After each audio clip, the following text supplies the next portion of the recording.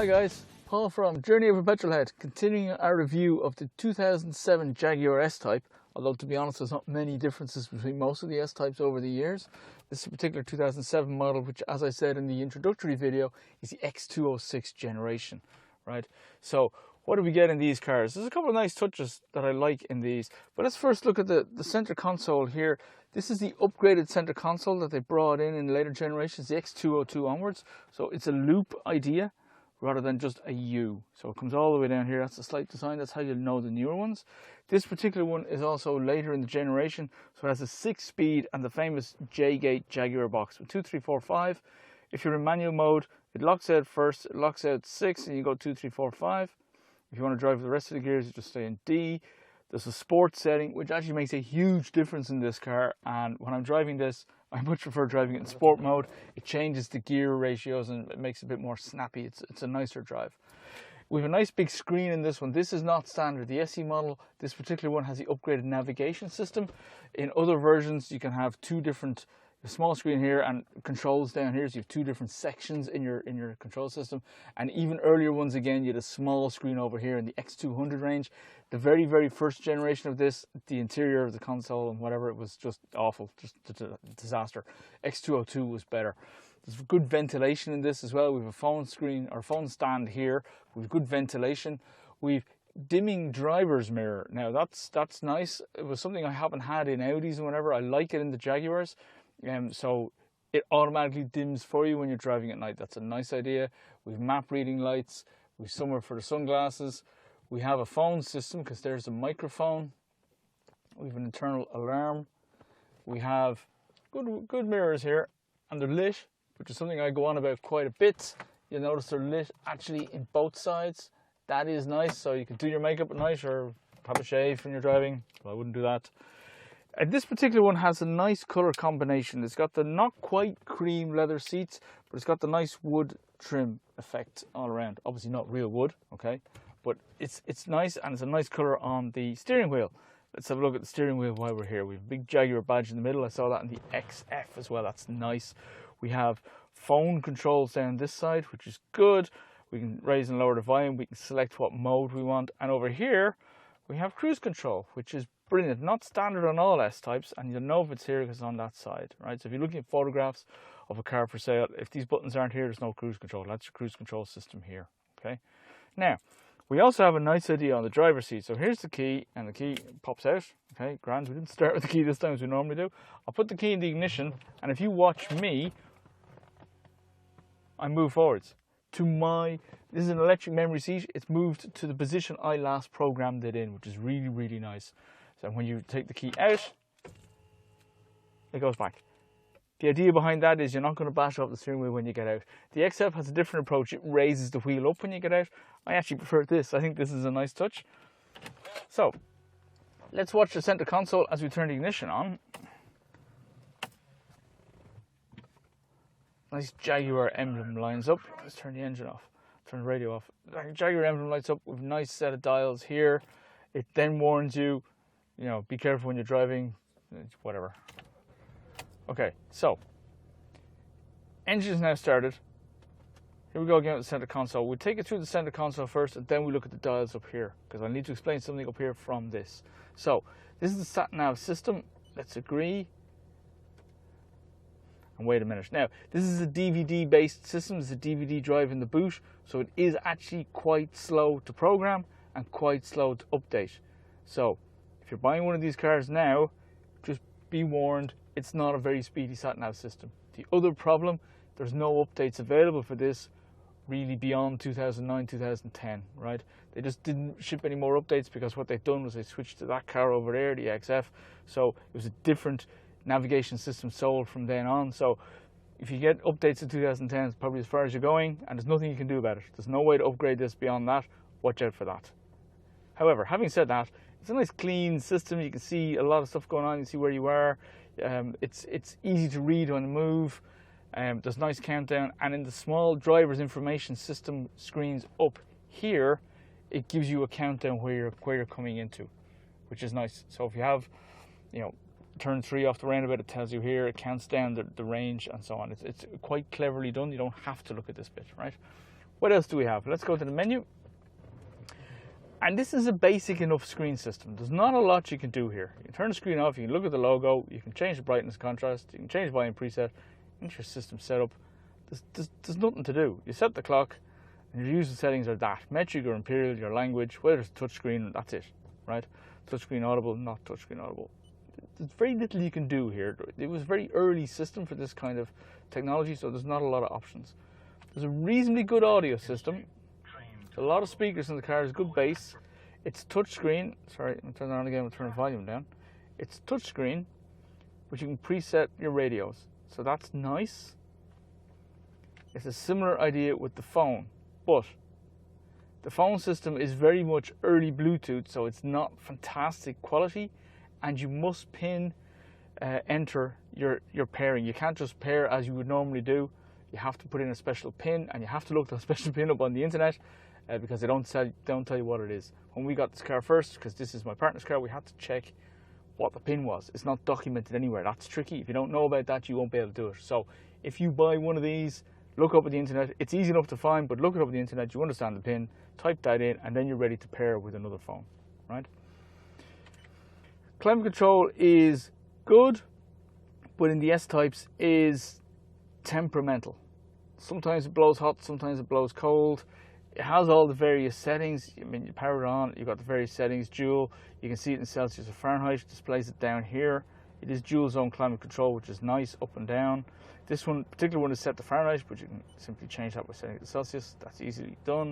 You have various settings. You can mute it, which means if you're on a phone call when driving, the volume of the air conditioner goes down, so it drops the power, right? Useful to a point. We have the fan speed, we have the auto then for your climate control. We have a front window defroster. It's not a heated windscreen, as I said in the previous video, which is a shame. That's a nice touch in later Jaguars. It's just the S-Type didn't come with it. Now, here's the gear shifter, and there's a nice Jaguar emblem on the gear shifter, and the J-gate. How does the J-gate work? You simply go all the way around. Now I'm not going to do it with parked, but you simply go all the way around. From D you can flip into whatever gear you want. As I said, it locks out first, it locks out sixth. There was an upgrade then in 2005. They put in an electric handbrake switch as opposed to the manual lever. The XF has this same switch, and I hate these switches. I'd rather have a ratchet lever. Thanks very much. Call me old school. I don't like these.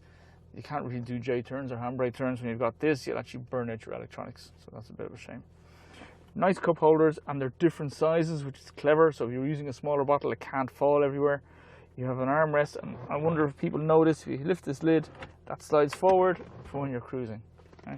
Lift this, the lid slides back. That's a nice touch. I've seen that in an Audi before.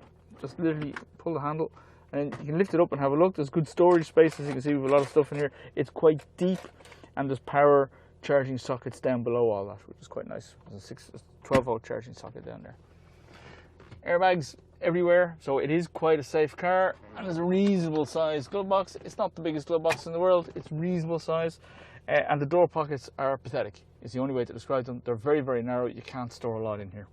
That's not fantastically brilliant, but it wasn't built to store a whole lot of rubbish. That's the point, really. We also have, in this particular model, we have automatic lights, and Jaguar have a nice touch with their automatic lights. So on the switch, you have off, we have side lights, we have full beams, and we have auto. We then have 3 further lines. What do? They're a timeout delay for when you stop. Call them follow me home lights. The first setting is now 10 seconds. It tells you in the display, auto lamp delay 10 seconds. If you flip it to the second setting, the auto lamp delay is 30 seconds. And if you flip it to the last setting, the auto lamp delay is 2 minutes, which is quite good.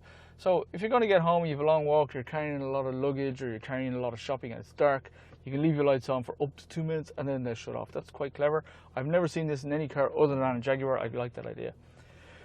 We don't have automatic wipers. This car predates that idea. So while we have sensors up here, they're for the dimming mirror here, and they're for the headlamps out this side, and that's it. We've no automatic wipers, which is a bit of a shame. We have a few additional controls on the right hand side, which might be a little tricky to see. So let's have a look at these over here.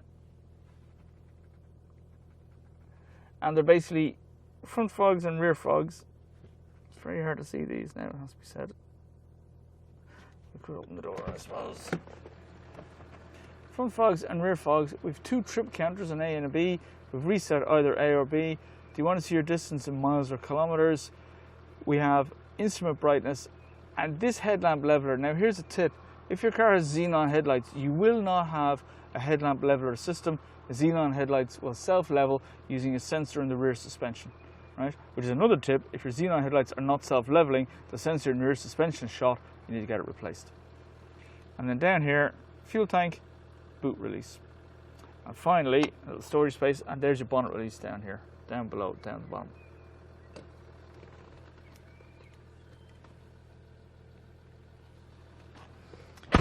The only other thing we really have to show you is the 4 electric window switches on the driver's door. That's fine, and the memory seat setting is also on the driver's door.